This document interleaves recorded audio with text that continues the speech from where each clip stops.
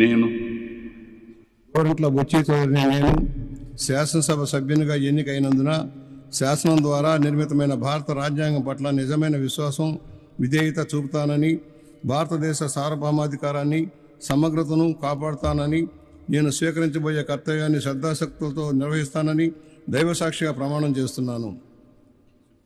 నేను